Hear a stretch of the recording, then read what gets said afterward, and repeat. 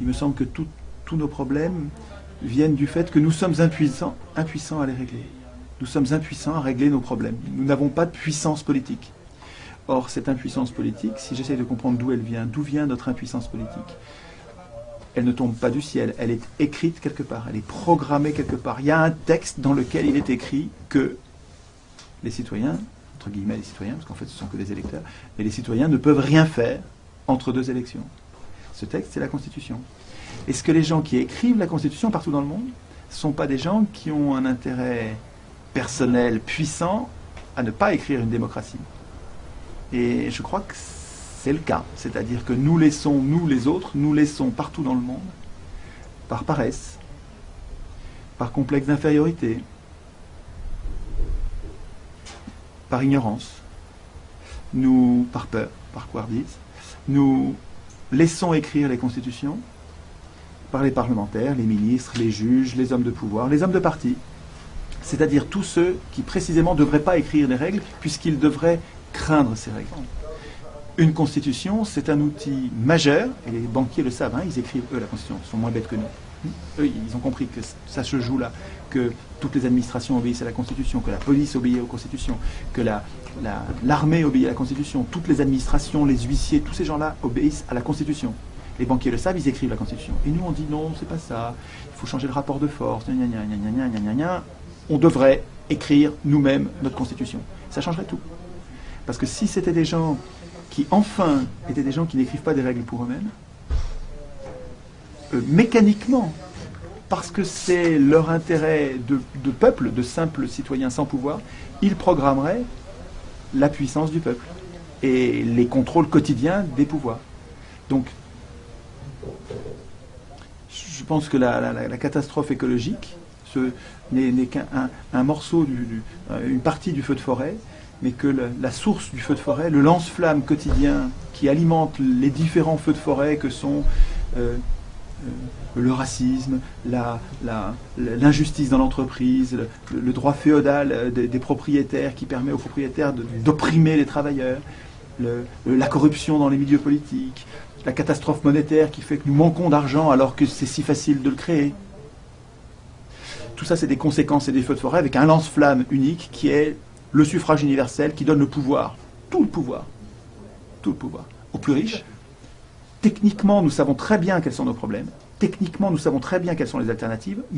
Sur le plan de la monnaie, on sait très bien ce qu'il faut faire. Sur le plan de l'économie, on sait très bien ce qu'il faut faire. Sur le plan de la pollution et des catastrophes, on sait très bien ce qu'il faut faire. On n'a pas de problème technique. On a un problème politique. Nous désignons mal nos acteurs et nous ne les contrôlons pas du tout. Mais ce n'est pas leur faute. Eux, ils vont comme tous les pouvoirs. Tous les pouvoirs. Ils vont jusqu'à ce qu'il y ait une limite. Qui fixe les limites? Eux, vous avez la racine, vous avez l'explication. C'est parce que c'est eux qui écrivent les limites qu'ils n'ont pas de limites. Ils n'ont que des fausses limites, ils n'ont que des faux contrôles. Donc il y a une prise de conscience. Si on veut régler le problème écologique, les catastrophes écologiques, je pense qu'on ne s'en sortira pas sans tirage au sort. C'est-à-dire sans retirer le suffrage universel qui donne le pouvoir aux riches, quasiment ça leur vend, mais pour un prix si dérisoire par rapport à leur fortune que c'est comme si on leur donnait. Je pense que si, avec le tirage au sort, on retirerait le turbo aux plus riches. Les riches resteraient riches, ils resteraient dangereux, mais infiniment moins dangereux. Nous devrions tirer au sort notre Assemblée constituante. Et l'Assemblée constituante étant elle-même porteuse d'un pouvoir considérable, y compris celui de se tromper, y compris celui de nous tromper, elle-même devrait être contrôlée. Nous devrions développer la culture du contrôle des pouvoirs. Les pouvoirs, eux, s'occupent de contrôler le peuple. Mais parce que le peuple se laisse faire. Si le peuple savait réapproprier le processus constituant, on inverserait, et ce serait le gouvernement qui aurait peur du peuple, et pas le contraire, et ça change tout. Enfin, il me semble que ça changerait tout. Mais pour l'instant, nous sommes même incapables de le vouloir. Nous n'arrivons pas à mettre un mot sur notre impuissance. Nous appelons démocratie son strict contraire. Tant que nous ne remettons pas les mots à l'endroit, on n'arrivera pas même à vouloir ce qui nous manque.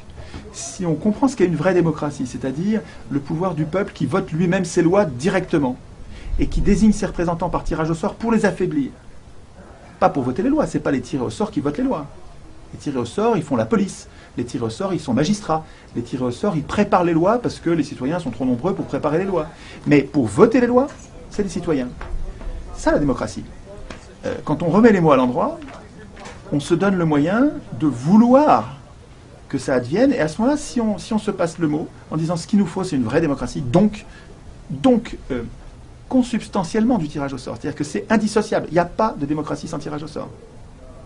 Enfin, c'est ce qu'on observe quand on étudie Athènes, quoi. La vraie démocratie, c'était basé sur, ça ne pouvait marcher qu'avec le tirage au sort.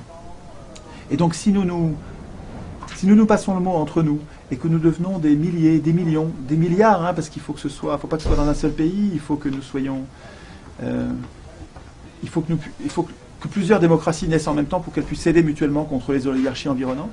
Et si nous nous passons le mot entre nous en traduisant des réflexions sur ce sujet, il faut qu'on devienne contagieux. C'est-à-dire qu'il faut qu'on soit capable, sans rien attendre de nos élus qui ont un intérêt majeur contre la démocratie. Les élus, ils savent bien que le tirage au sort va les mettre au chômage. Et je leur en veux même pas, hein, c'est normal. C'est des gens très gentils, hein, des gens qui veulent s'occuper du bien commun et qui veulent s'occuper, eux, du bien commun. Donc le tirage au sort, ils voient bien que ça va les mettre au chômage politique. Et donc, ils veulent pas. Mais c'est pas à eux de décider. Voilà. Je pense que c'est pas aux hommes au pouvoir d'écrire les règles du pouvoir. Et donc si nous, à la base, entre citoyens de base qui avons renoncé au pouvoir, on n'est pas du tout intéressé par gouverner les autres. C'est pas ça qui nous intéresse. Nous, on veut juste éviter les injustices sociales, éviter que ce soit les riches qui dirigent. Si c'est ça notre problème, et je crois que c'est vraiment largement ça le problème des gens, hein, on cherche tous notre point commun entre les écolos, les syndicalistes, les anticorps, anticorruption, tous ces gens-là ont comme point commun de redouter et de dénoncer la tyrannie des riches sur le pouvoir politique. Et si nous réunissons sur cette idée radicale, donc qui est à la racine et qui donc règle tout d'un coup, si on arrive à changer ça, par conséquence, on va obtenir la solution de nos problèmes. On a une voie innovante. Donc je pense qu'il n'y a pas d'écologie, il n'y a pas de solution à la catastrophe écologique sans démocratie, donc sans tirage au sort. Et vraiment, je pense que la cause des causes, elle est dans notre volonté. Donc c'est bien de penser, c'est bien de s'apercevoir que la cause, elle n'est pas dans le vice des acteurs politiques. C'est pas la faute, si tout se passe mal, c'est pas la faute des acteurs politiques. Ces acteurs politiques n'ont pas de contre-pouvoir. Ils sont élus par des riches, donc ils servent les riches. On ne peut même pas leur reprocher, c'est dans l'ordre des choses. C'est notre faute de ne pas mettre de limites. Et ça donne de l'espoir de savoir que la cause des causes, elle est en nous. Si elle était en eux, il faudrait qu'on attende qu'ils changent. On est mal barré. Au lieu de ça, si la cause est en nous, il suffit de nous parler entre nous et de changer en nous-mêmes, en disant maintenant notre vouloir s'est transformé. Nous voulons un processus constituant désintéressé et sous contrôle. Notre problème, ce n'est pas la catastrophe écologique. Ça paraît provoquant, mais ça ne l'est pas. Notre problème, c'est nous avons perdu le contrôle des acteurs politiques, qui sont au service des plus riches, qui se foutent de la catastrophe écologique, et c'est ça la cause. La cause, c'est notre impuissance politique, c'est le fait que nos acteurs sont au service des multinationales.